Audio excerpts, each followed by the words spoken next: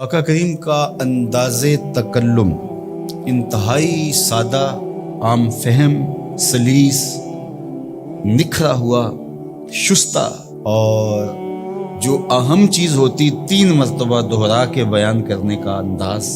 لیکن اس کے باوجود بھی کسی خارجی سبب سے، کسی وجہ سے کسی کو اس کی مزید تفصیل چاہیے یا کوئی سمجھ نہیں پایا تو وہ اٹھ کے عرض کرتا رائنا یا رسول اللہ، حضور ہماری رعایت کر دیجیے، یعنی یہ مسئلہ شرعی ہمیں سمجھ میں نہیں آیا یا یہ مسئلہ مزید اس کی تفصیل چاہیے، تو آقا کریم علیہ السلام دوبارہ ارشاد فرما دیتے، سے بارہ ارشاد کرتے۔ مکے میں یا بندہ پکا مومن تھا یا پکا کافر تھا، منافقت مکے میں نہیں تھی۔ جب حضور علیہ السلام مدینے میں تشریف لائے تو منافقت کا بھی آغاز ہو گیا، تو وہ بھی حضور کی مجلسوں میں بیٹھتے، اور جب صحابہ پوچھتے رائنا یا رسول اللہ، حضور ہماری رعایت کیجیے، تو وہ بھی اپنی زبان کو تھوڑا سا بل دے کر کے رائنا کو رائی نہ پڑھتے، لینم بیلسنتہم، اپنی زبان کو تھوڑا سا مروڑ کے۔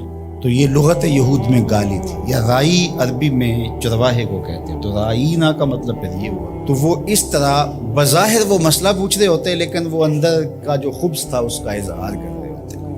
حضرت سعد بن معاذ رضی اللہ تعالی عنہ لغت یہود سے واقف تھے۔ آپ یہودیوں کے پاس گئے اور ان لوگوں سے کہا کہ اگر آج کے بعد تم نے میرے رسول کے لیے رائنا کا لفظ بولا تو میں تمہاری گردن کاٹ دوں گا۔ تو انہوں نے کہا کہ یہ لفظ آپ بھی تو بولتے۔ تو حضرت سعد حضور کی خدمت میں آئے اور دل میں تھا کہ عرض کروں حضور صحابہ کو یہ لفظ کہنے سے روک دیں، کوئی متبادل لفظ دے دیں۔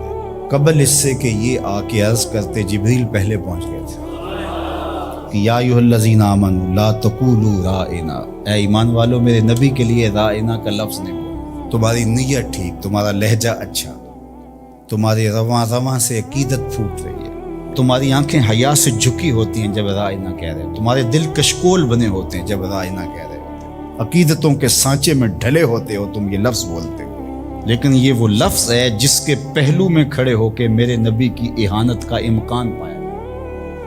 اگرچہ تم اس لفظ کو اچھی نیت سے بھی بولو، دوسرا معنی تمہیں ملحوظ بھی نہ ہو، میں پھر بھی گوارا نہیں کرتا کہ میرے نبی کے لیے وہ لفظ بولا جائے۔ آج کے بعد تم نے میرے نبی علیہ السلام کے لیے رائنا کا لفظ نہیں بولنا۔ مالک کوئی اور لفظ بولیں گے تو لوگ اس لفظ کو بھی اپنے مفہوم کے لیے اور اپنے خبث باطن کے لیے استعمال کرنے لگ جائیں گے۔ تو کہا نہیں، اس کا متبادل ایسا لفظ دے رہا ہوں، قیامت تو آ سکتی ہے، کسی منافق کی بولی نہیں ہو سکتی۔ وہ لفظ کیا ہے؟ وقول انظرنا، عرض کرو آقا ہم پہ نظر کرم کیجیے۔ وقول انظرنا، حضور بس ایک نظر کر چھوڑو، سارے مسئلے حل ہو۔ اور ابو ہریرہ نے کہا کہ انی اسمع منک حدیثا کثیرا، بڑی حدیثیں سنتا ہوں حضور، یاد نہیں رہتی، کوئی نظر کرم کیجیے۔ فرمایا ابسط رداک یا ابا، اچھا پھر چادر بچھاؤ۔ تو انہوں نے چادر بچھائی تو حضور نے ایسے فضا سے کچھ لیا اور ایسے ڈال دیا، کہا اس کو سمیٹو اور سینے سے جوڑ لو، کہا اس کے بعد میں نہیں کبھی بھولا۔ یہ ہے وہ انظرنا کا حقیقی مفہوم۔ تو اللہ اس لفظ کو بھی گوارا نہیں کرتا۔ یہ محبوب علیہ السلام کی چوکھٹ کا ادب ہے کہ جو ایسا ذو معنی لفظ ہو، اس کا ایک معنی صحیح ہو، ایک معنی اس کا غلط ہو، بولنے والا صحیح لفظ صحیح نیت سے بول رہا ہو تو کہا نہیں، میرے محبوب کے لیے لفظ تھا۔ اللہ اکبر۔ تو یہ حضور کا ادب ہے جو حضور کے حقوق میں سے۔ ادب کو ملحوظ رکھنے والوں نے تو کمال ہی کر دی۔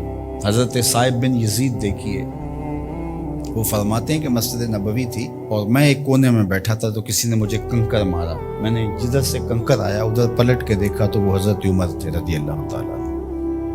تو میں اٹھ کے ان کے پاس چلا گیا تو وہ فرمانے لگے وہ جو 2 لوگ باتیں کر رہے ہیں ان کو ذرا بلا کے لاؤ۔ تو میں گیا اور ان کو بلا کے حضرت عمر کے پاس لے گیا۔ تو حضرت عمر نے ان سے پوچھا تم کہاں کے رہنے والے؟ انہوں نے کہا جی طائف کے رہنے والے۔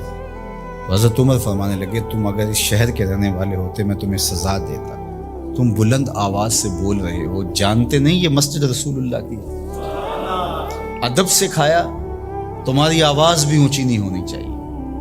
اور یہ حضور کی حیات طیبہ میں بھی اور روضہ رسول پر بھی یہ ادب امت کے اوپر لازم ہے۔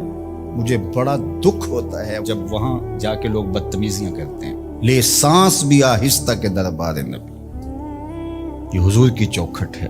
امام مالک نے 40 سال تک حضور کے روضہ انور کے قریب بیٹھ کے درس حدیث دیا ہے، اور 40 سال میں ایک بار بھی ایسا نہیں ہوا کتاب کے ورق کے پلٹنے کی آواز بھی پیدا ہونے دی۔ یہ حضور کا ادب ہے کہ اپنی آوازوں کو بھی پست رکھا جائے، اپنے لہجوں کو بھی کنٹرول کیا جائے، اور وہ انداز اختیار نہ کیا جائے جو عامیانہ پن سے جڑا ہوا ہو، عامیانہ پن سے مخاطبت نہ کی جائے رسول کریم صلی اللہ علیہ وسلم سے۔